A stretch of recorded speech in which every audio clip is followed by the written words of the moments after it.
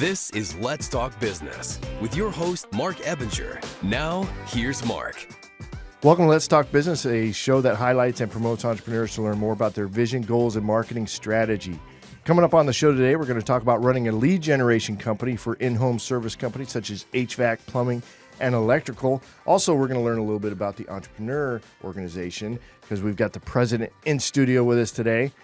In studio with us today is Aaron Waters, an expert marketer for in-home service industries and the CEO of Leadhub. Aaron, welcome to the show. Thank you for having me. Let's talk business. I love the name and happy to be here. Awesome, man. I appreciate that. You missed a big event that we had, but we'll talk about that in a minute. Would love to have had you there. Yeah. I'm your host, Marc Ebinger, the owner of Kruka's Virtual Staffing, a company that specializes in hiring virtual assistants from outside the United States. And I'm your co-host, Jenevy Sims with the Evolve firm, where we specialize in branding strategies for small businesses. And I'm Kirby Kaden, another co-host. I am a business coach and have put together an educational series on how to hire great salespeople. I work on sales, marketing, and the customer journey. And if I'm being honest, he's just a badass when it comes to sales. So, Kirby, always excited to have you in the show. Great to be here. Quick reminder to follow Let's Talk Business podcast on all the major podcast platforms and social media where you can catch video and podcast versions of the show. You can get to everything easily by visiting our website at satalkradio.com. Of course, if you're wondering, why is it SA Talk Radio? It started on KTSA. That's where the show started out. But anyway, didn't feel like changing the website. All right, so we had a podcast mixer back last week on a Thursday. Kirby, what do you think? Was it a success? We had, 150 people there in attendance? It was absolutely incredible from every aspect. Number one was the group of people, very diverse, very interesting, very engaged in the process. The conversations and the sponsors were fabulous. The drinks were flowing. Yes, everybody they were. Was very, very involved, and we well exceeded attendance. I thought it was a spectacular success. Yeah, when we first started, I was thinking maybe we get about 100 people or so there. But yeah, we blew through that pretty quick. So I'm excited. Jenevy, what'd you think? Oh, it was absolutely phenomenal. For those who were there, they could see from the beginning the value of the time that they spent there, just because of our amazing sponsors and, of course, all the attendees. To see all the past guests that we've had on the show all in one spot, that was spectacular. I think the other thing is everybody walked away. They met somebody new. They have the opportunity to engage with them and do some business with them. And Marc, I just got to say, you did an outstanding job. So yes, I did. Thank you very much for that. I appreciate that. That's what happened. I'm very humble as they know. Yeah, right. I had a lot of fun, and I really felt like it was my job to go out there and connect people to people, because I knew probably 95% of the room on a first name basis. So I would go up to people and say, Who do you want to connect with? What industry are you looking to connect with? And they would say, well, I need this or whatever. Come with me. I got a guy I can introduce you to. So I really felt like that was my job, is to be that face that everybody recognized and be accessible. You did it well. We raised $1,790 for Crit, which was 100% of the ticket sales. Yeah, that's a big deal. Super excited about that. We're going to present them with a check later this week, I think tomorrow or something like that. Tomorrow at 10 a.m. Yeah. Beautiful. So anyway, great job all the way around. Aaron, make sure you make time to come next year. You were in California, right? Definitely. Getting your award. Yeah. So we were at a Yelp partnership conference. We won an award for Best in Lead Generation in 2023. But I will say something that I would encourage any business leader or entrepreneur to do. If you go to any conference, whether it's about your business or if it's about entrepreneurship, whatever, the value you get out of it is typically the stuff over happy hours or in between sessions. It's that time when you meet an entrepreneur or somebody doing something really unique you never thought of. So I love that you guys had this huge opportunities you guys are giving to the group here in San Antonio. I love that too. Those kind of conference deals are things that I'd like to go to. You know what I mean? So, but to get an award for that. So why did you get that award? Yeah. What was the deal behind it? Give me the short. Yeah, so Yelp is really growing in the home services space, and so we saw an opportunity, especially with our West Coast clients, to lean in and identify there was a lot of friction from our types of clients with Yelp because they buy ads and they don't get engagement. And what we identified was an issue within the follow-up process, and so we actually built a tool using AI to auto-respond within 10 minutes, but actually using ChatGPT for customer sentiment. Long story long, we helped streamline that process for the contractor. And so really excited about that. We're one of their fastest growing partners, and had an awesome time out there in San Diego. So it's not something you built for Yelp. It's something you built for you guys itself, but Yelp is recognizing the work that you did and the success, right? Yeah, yes, and I mean, it's something that we've built for most of our clients that are using cost per lead programs, bottom of the funnel tactics, but we identified the same issue was happening with Yelp. And so we had a couple of clients that had some pretty large spends with Yelp, but they weren't doing it wisely. We 8x their return on ad spend in some of our messaging, and then we identified it as an opportunity to get into the market. And I think that's something unique that when most of our clients have friction with Yelp, we're now using that on a lot of our ads because they're wondering, what the heck are they doing? It's Yelp. I have my internal stomach turns a little bit, and we're trying to turn that into a warmth happiness of, hey, we can streamline money. this for You're you. trying to turn it into ROI. Yeah, top line. Yeah. One of the spectacular things about this, I know a little bit about their conquest there, is the fact that Yelp can be very geographic. And here they are in Texas being one of the leaders in Yelp acquisition. I thought that was absolutely amazing. So congratulations. Thank you. Yeah, I find, a lot of contractors when they come to us in the sales process, and we've been doing this 12 years at Leadhub. I've been doing it for about 18 years in total. They want to buy ads. They come to us as a marketing agency, and they just want to buy ads. And I know we're typically seen as a lead gen company, but before we buy ads, we want to make sure the customer journey is right. We want to make sure the messaging and offer is sticky. We want to make sure it's consistent, because if we just go out there and buy ads without consistency, we're really shooting ourselves in the foot. You're just throwing money in the garbage, really. Yeah, absolutely. That's what people are frustrated like on Facebook, right? And Instagram, that people will say, yeah, I'm having great success. Other people, it's like, I'm just throwing money away. I have so many things to say there. I don't know if we need to skip through it, but I mean, it's what we do is a little bit, I would love to say is unique, but it might not be. We do marketing plans on an annual basis, and we look, where are you spending money, top of funnel, bottom of funnel. And one of the things that we look at for Meta is a brand awareness tactic. And so if you're going to Meta and you're thinking, especially if you're a home service business owner, I'm going to get a ton of leads, your analytics are going to look great. But once you start to dive into it, the actual getting your boots in the door aren't going to be as good. So you got to use each tactic in the right way. And top of mind awareness and brand awareness is a really good strategy. Well, how do you achieve that then? And that's really kind of where you do well. But so how do you? What's the secret sauce there? Blend. I mean, it depends. And I knew I was going to come in here and say it depends many times. Sure. But if you're a $15 million HVAC shop, you should be doing different things than if you're a $3 million plumber. And so being cognizant of where are we currently getting our lead flow, but also identifying opportunities where your competitors aren't. For example, we'll get data, and if Yelp has a $50,000 a month spender in a market, we're probably not going to tell a $2 million shop to spend a bunch of money in Yelp. We're going to look at where they're currently getting their leads, what zip codes they're operating in, and then buy more cost per lead ads in those zip codes and start doing brand awareness. But what are you buying them from? So we do pretty strict Google ads, Bing ads, cost per click strategies that are bottom of the funnel. Google local services is big in my industry, so we would love to get there. But relying on one tactic can be really, really dangerous. Absolutely. I've got a guy that's getting a ton of leads through Google local services, is killing it, brand new business, and we have to tell him every month, hey, this is good right now, but Google may transition somebody else into the funnel. So we need to start doing top of mind brand awareness strategies to really make sure people know who you are. So how do you achieve top of mind brand awareness then? So consistency. In this, it's consistency. You can do price anchoring. In my industry right now, consolidation in the market has happened pretty aggressively over the last 2 to 3 years with HVAC and plumbing. So finding a price you can anchor. If you want to be a replacement company, what's our financing offer? What's the, at Champion AC, my business partner ran Champion AC here in San Antonio and exited in 2020. We rolled out a 55-55 campaign for about 4 years. Our average AC unit was not 55-55, but we used that as price anchoring to then figure out, once we got in the home, do we really need to replace it? Can we repair it? And so I think that's a huge advantage. And what we see is a lot of the smaller contractors just want to buy the lead. We don't want to buy the lead. We want to build the brand awareness, get them in your pipeline, make sure you're adding them to their CRM so we can extend that lifetime value of the customer. So you're trying to get true success, not just a bunch of noise.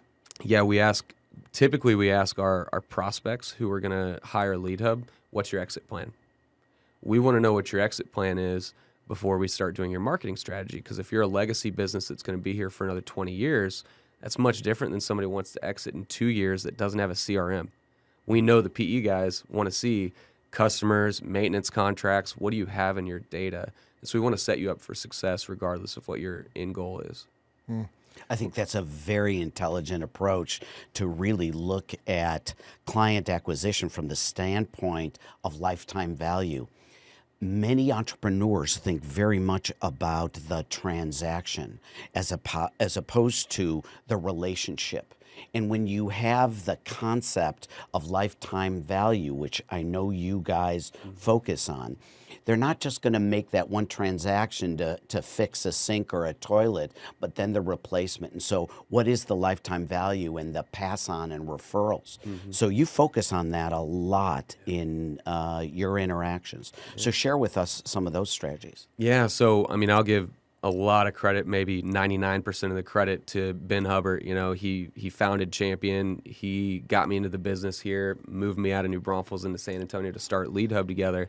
And one of the things he does that is amazing is value the lead in the call center. And we'll do spot checks with our clients and listen to how their call center's handling leads. And one of the things we typically hear is they don't even get the customer's information if it's potentially not the right job. Say it's a water softening company that only handles one brand. They talk to the customer and they're like, oh, I've got another brand. Oh, sorry, can't help you. Click.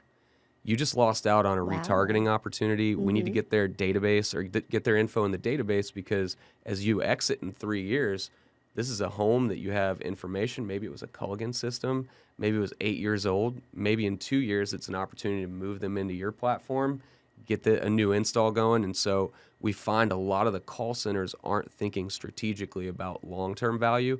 They're just answering, doing what they need to do, and click because they're busy. Maybe they're also doing bookkeeping on the side as they're handling calls. They're trying to do it all, right? Yeah.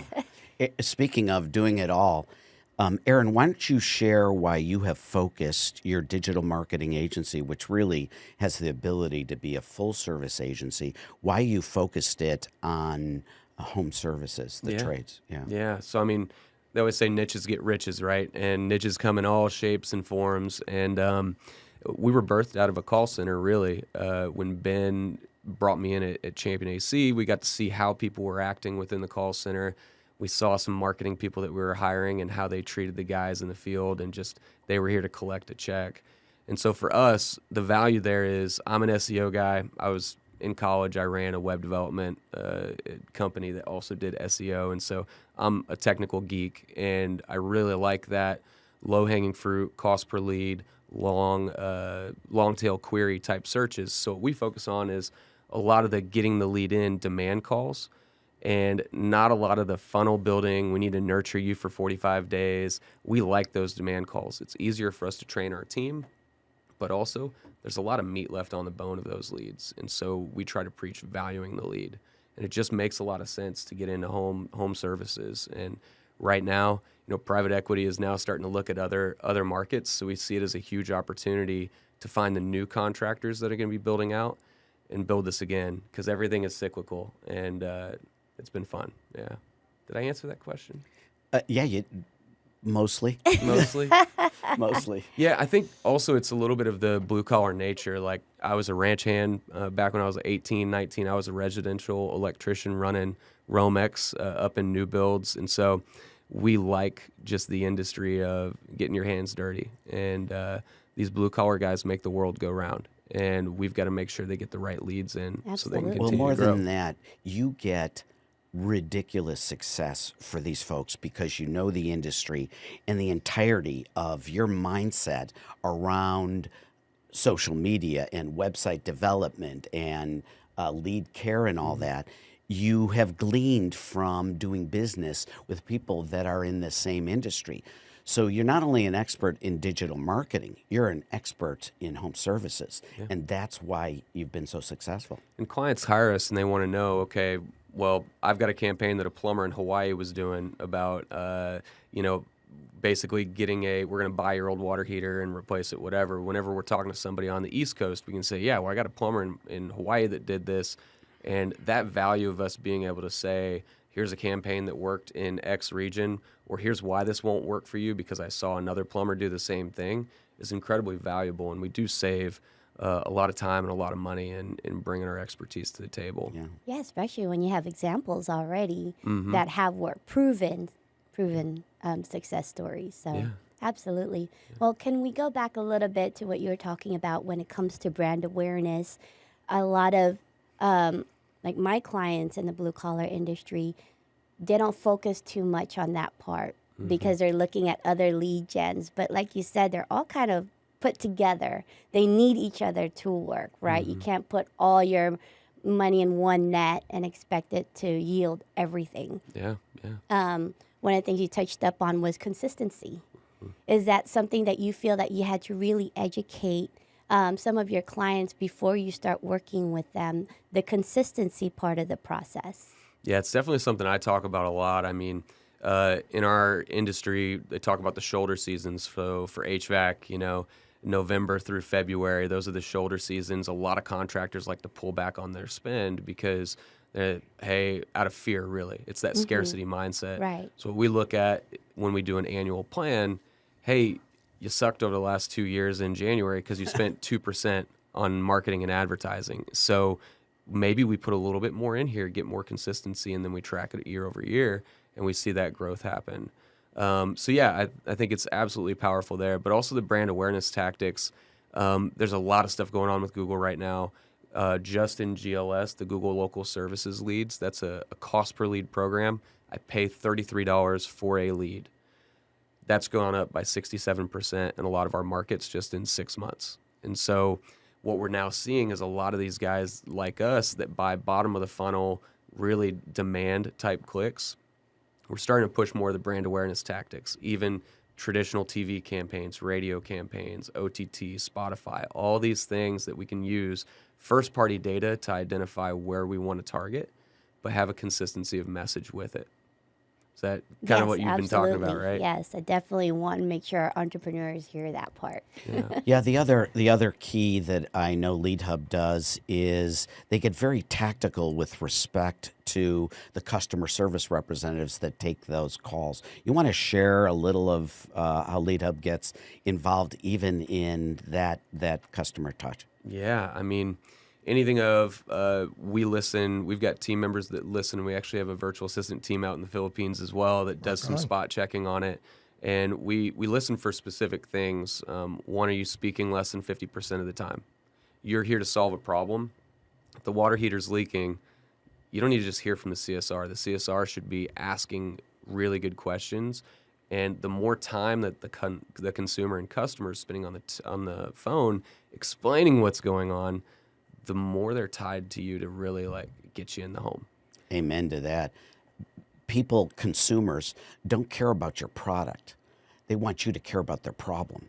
And so long as your focus is on their needs, that's where magic happens. Yeah. And you guys are great at that. Yeah, we are. And we also play in client meetings sometimes something that happened in the call center. And I can't tell you how many times we've had a client in our office, we play a recording of how their CSR handled a call, and that meeting gets cut short because they need to go solve a problem. And so we want to make sure that our clients understand we're not here to just point fingers at the call center.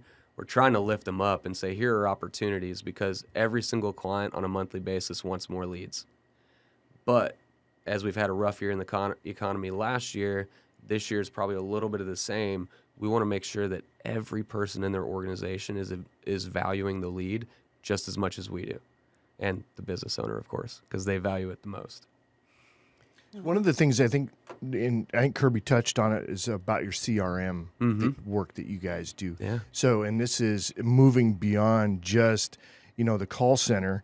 Now you're getting into your client's CRM to help elevate that whole experience. What's that about? Yeah, so we've been blessed. We're a marketing partner with Service Titan. They're the biggest one in the trades right now. There are a lot coming up, but basically, we realized as much as we would like to just give an analytics report and say, look, we did a great job, we have to look underneath the hood and make sure that we're getting the most out of CRMs. We talk a lot about healthy food in, healthy output for your workout and everything. It's the same thing with the CRM. Doesn't matter if you're spending $19 a month or $8,000 a month. If you're not putting the right data into the CRM, you're going to make some bad decisions. And our passion is making sure that our clients are making great decisions. And it's not because Leadhub's data shows it. It's that your own call center, your own CRM shows it.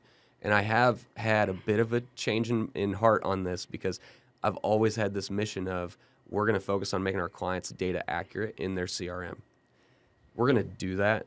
But now we got to build out our own tech because at the same time, I can't control a CSR putting in the wrong data. And so we want to make sure that we're not making bottom of funnel decisions. We're seeing a holistic view. And a great example is what we talked about earlier. We have clients that say, look, I only got 2 leads out of Facebook and I spent $750 last month. Kill it. Bad idea. You had huge revenue growth. And some of that's because they saw you on Facebook relentlessly for about 2 weeks, and then they organically searched you, and Google got credit for it. But we want to look at the multi-attribution touch of it takes 7 times still for somebody to pick up the phone, and if we're out there, we want to look at the holistic top view of 30,000 foot, and then we can start making tactic level decisions. Love that. Well, that software, did you use AI to create your own software for that particular? Yeah, so we did. We've got a plug-in into the CRM for Service Titan as well, and we pull revenue data and everything like that. We do some booking. We actually, because Yelp messages come in as MMS, like media messages, we actually change them in using Twilio to go into SMS texting, push them into the Service Titan because they use SMS texting. So now we're basically the middleware there. Is there 3 plugins for that one?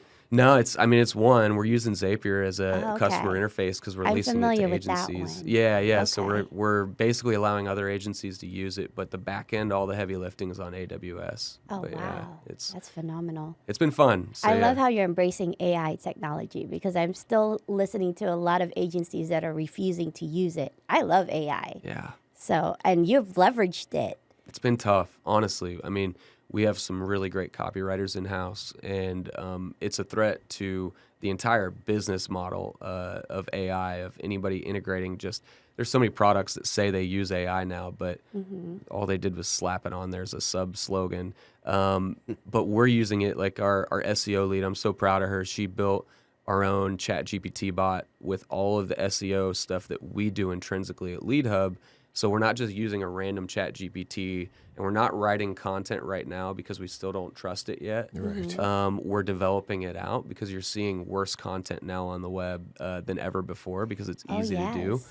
But where we are moving is we want our great copywriters to really, whenever we get a new website, be able to write strong copy from a real person that knows what they're doing, maybe a subset of 10 pages, and then when our client asks for 50, let's do the sub-pages, the other 40, using AI, but it's our own GPT.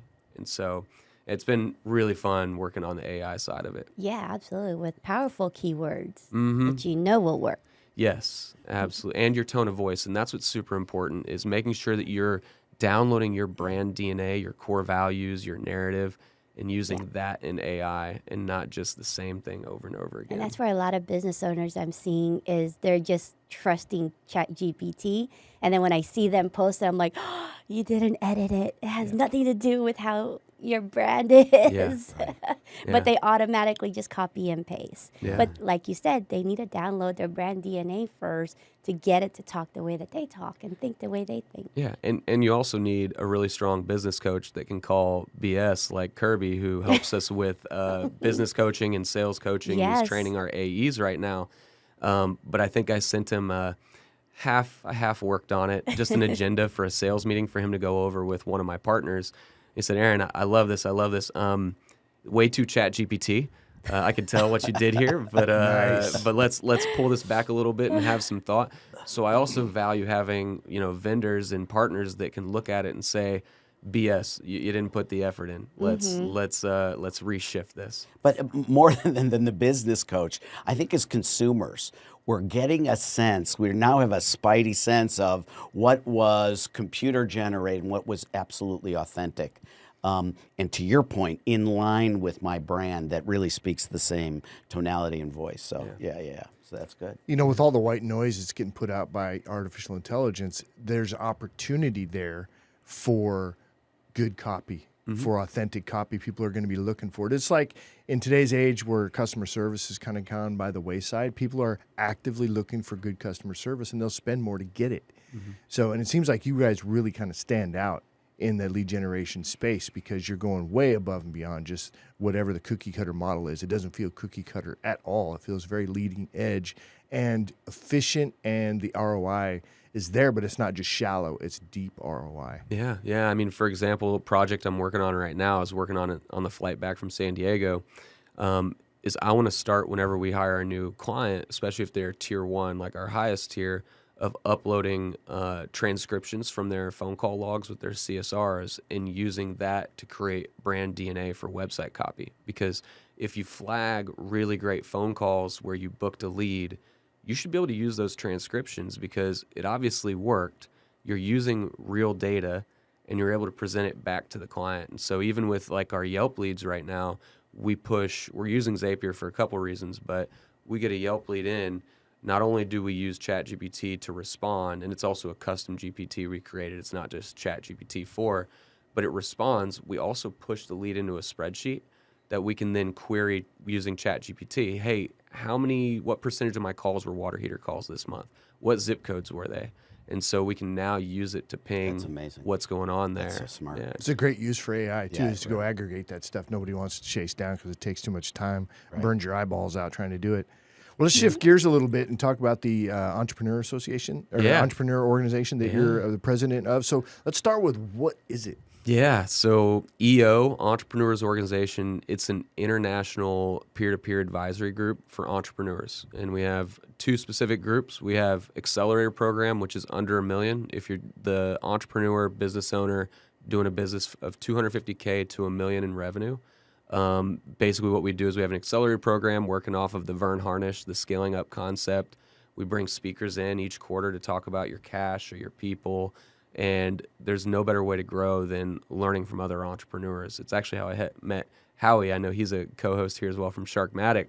And then the EO side, once you graduate to being in the million, which I did, I think in 2015, I went from Accelerator into EO.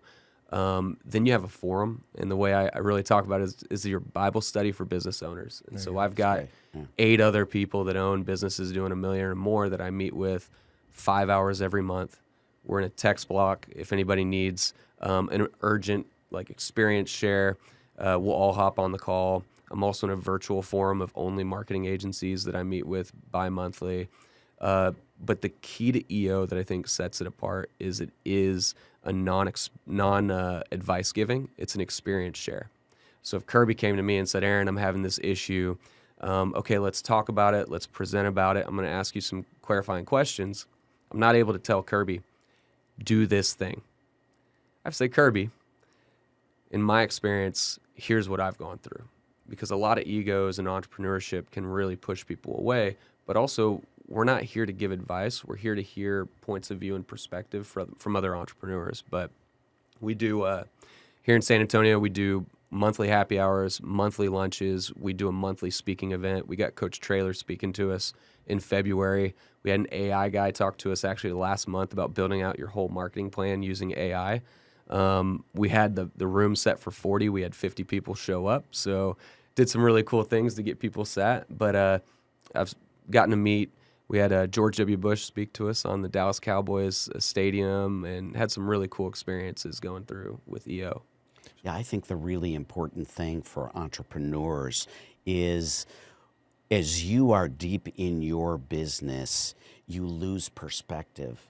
And whether it's a business coach or whether it's a group like EO or Vistage or what have you, to have other perspectives and to keep current keeps an entrepreneur sharp, and I think it is just so valuable.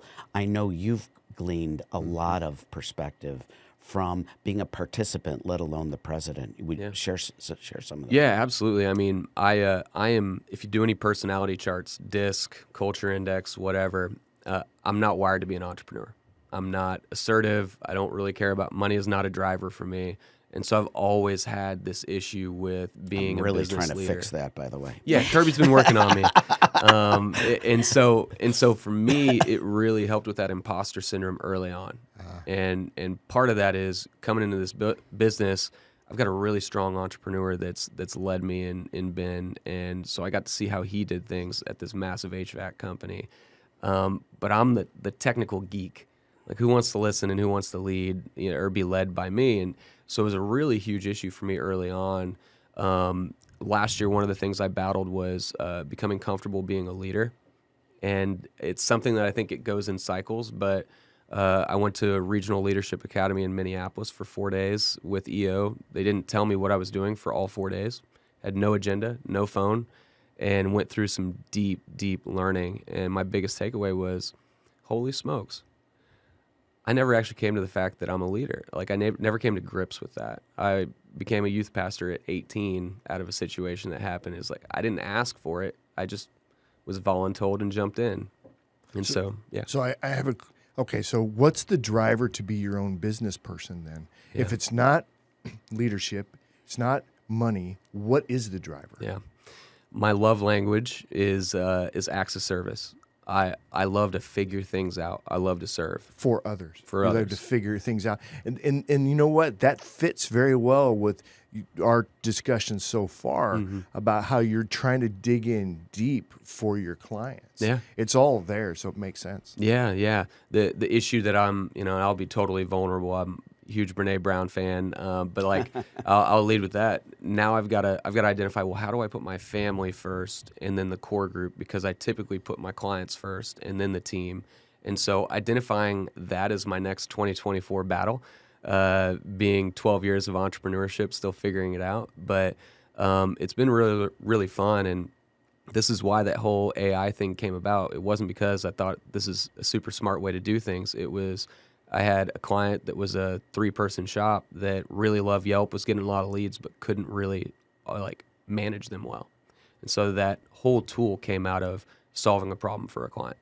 I think it's very interesting. I've known you for a long time, and I think it's very interesting that you had this imposter syndrome as not being a leader. Yet here you are, you're a spectacular leader, and you do it quietly as opposed to with a strong voice and a heavy hand. And here you are, naturally the president of EO, yet you're having a hard time embracing your own leadership. You're actually fantastic at it. Yeah, no, appreciate you saying that. Yeah, no, it's funny. So you mentioned events. So you got an event coming up on February 12th. Tell me about that. Yeah. So we've got Coach Trailer coming in, and with EO in the past, we've done a really good job of getting big speakers to come in, like Brian Smith, the founder of Uppbeat. But this year, what we really wanted to focus on was local engagement. And so Coach Trailer, we're happy to have him back. We're having him speak about leadership. We're going to the race facility, the new athletic facility over there. And then before that, we're doing a test drive of anybody that's interested in hearing what EO is about. We're going to walk them through EO and the impact, and my board will be there to get hands-on and vulnerable and just talk about what it means to us.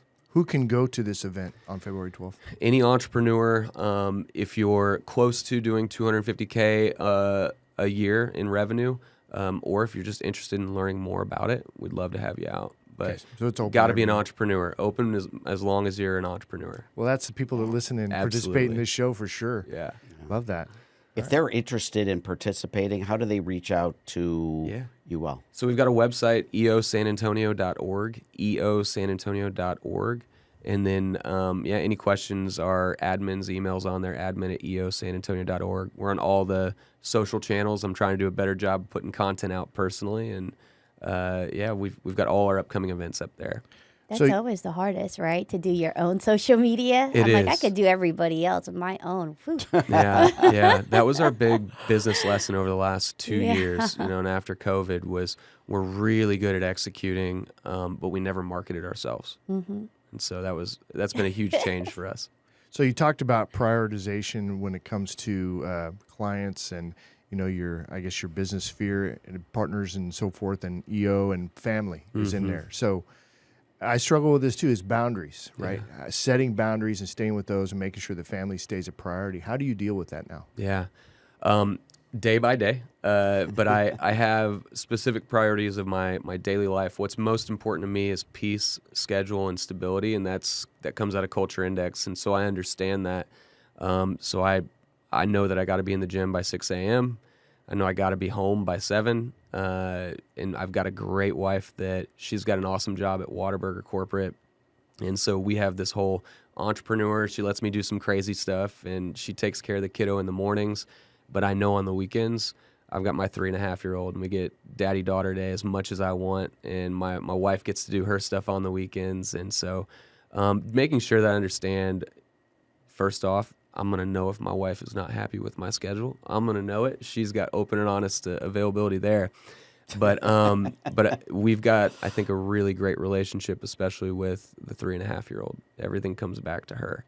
And then making sure that you got great partners. I mean, if you're a solopreneur, it's a little bit different, but I've got partners that I can truly say are two of my best friends, and that really, really helps with the workload.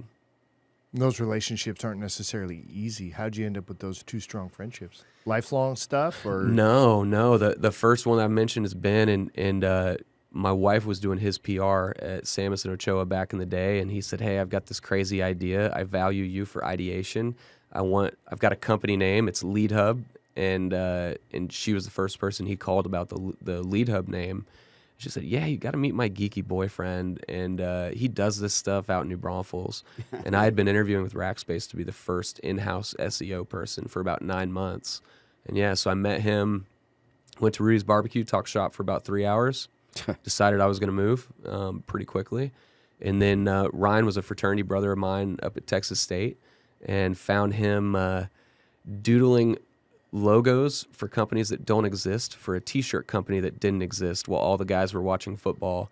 I said, you want an internship? Like, you want to learn how to do graphic design?" He said, "Sure." So he started with me back at Monster Web, which was the last company we were with, and then he ended up moving over in about 2014 to Leadhub. So he's been around a minute too. He has, and we've been really good friends since about 2007. His wife and my wife are great friends as well, and he's got a little kiddo too, so hang out as much as we can. The beauty of it also, I'm sorry to interrupt, is the way you two perfectly complement each other. The yin and the yang of you two is beautiful to watch. Yeah, both of them. Colby's another personality assessment. I've done too many personality assessments, but it measures your quick start. I'm a quick start of 1.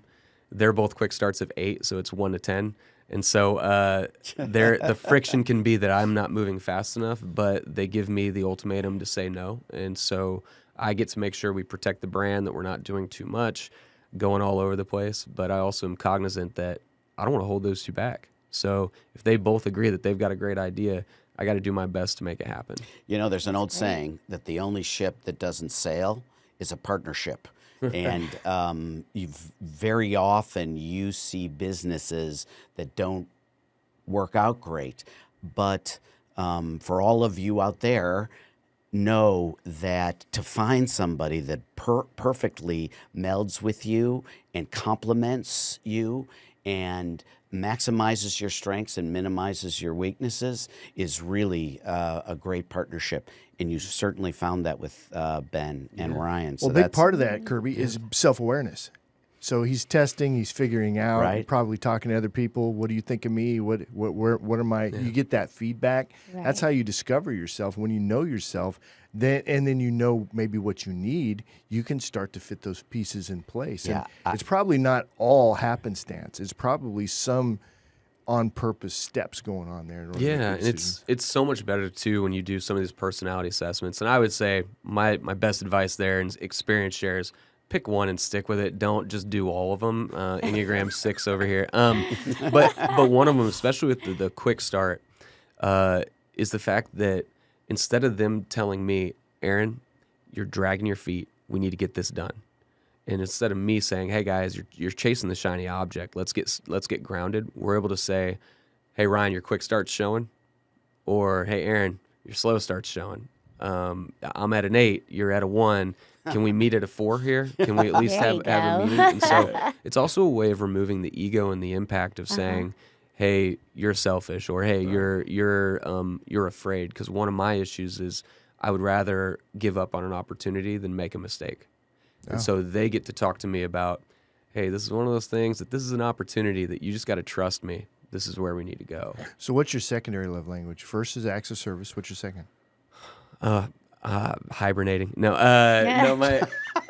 my weakness that I really need to get better at, and this is not the question you asked, is the words of affirmation. Because I feel like everyone around me that is important in life, that's how they receive love, is the words of affirmation. Yeah. So quality time is the other one that's how I would receive it. I mean, sounds silly, but even just got Mario Kart last weekend and spending that time with my wife and my 3-year-old, even though she has no idea of what she's doing. The fact that she's jumping on the couch watching it just makes me melt. And so you and my wife, that acts of service and quality time, absolutely. Yeah. And me, I'm words of affirmation and touch. Really? Yeah. That's I think, is it touch? Yeah. What's the other one? I don't even know. Yeah, it's touch. Sorry. Yeah. Sorry. I didn't want to sound weird about it, but since we're sharing here, right? We're sharing. There are a lot of people out there that resonate with that as well. So, it's That's true. And if you haven't had the love languages test, you absolutely need to do that. Go buy the book or go online, take the test, whatever it is. But especially if you're in a relationship, oh my gosh, makes a huge difference once you start to understand I'm kind of curious. What's Kirby's? Yeah, Kirby, what is yours? I'd like to plead the fifth on that. Oh, you don't like to share, huh? I don't, but it is acts of kindness is my lead as well. Acts of service. That's why I'm a Acts of coach. service. Yeah, You don't even know what they are. What's your second one then? I don't know. I'll say offline. Jenevy? What is yours? Mine is just like Aaron's, acts of service and quality time. Okay. To me, that's how I show appreciation as somebody, is to be able to sit down with them and out of my busy schedules. Like, I do this. I started this about 5 years ago. My mentor told me to do it. Is once a week have lunch with somebody I haven't spent any time with in the past 3 months. And so that included extending to my family, like my mother or my sister's mother-in-law, extending it out even further than just business. Wow. And that has done some phenomenal things. Just a small random, hey, can I just treat you to lunch for just a second? And then you find out a little bit more about that person. And they've been in your family because you only see them like family events, right? So you don't really know them. But then when you have that one-on-one, that really speaks volumes. Yeah. And for the guys out there who really don't know what this is about and they're thinking, my wife's love language is nagging. Yeah, that doesn't It's like, count. no, go read the book, No. dude. Go figure it out. It'll that's change for your life. sure. That's for Aaron, great chat. If folks want to get in touch with you, what's the best way for them to do that? Yeah, Instagram is a good way. My handle is Aaron Waters, and then we have Leadhub, or just email me, aaron@leadhub.net. And yeah, happy to talk about anything business. What about a phone number, buddy? Yeah, The old-fashioned we way could of calling? we could do our main telephone line, not my cell. Yeah, 21 right. Yeah. It's 210-888-9530. But just Google us. It's called Leadhub, Leadhub. And it's Aaron with 1 A or 2? It's Aaron. So 2 A's, and then He was setting you up for that one. 2 A's and 2 T's. and 2 T's and Waters. Absolutely. Love it. Yeah. All right, as we wrap up the show, quick reminder. Thanks for coming in, man. Yeah, definitely. Quick reminder, check out our latest podcast to catch video versions of the show. I'll slow it down a little bit by visiting our website at satalkradio.com anytime. Great job, everybody. We'll see you on the next one. Enjoyed it. Thanks a lot. Thank y'all.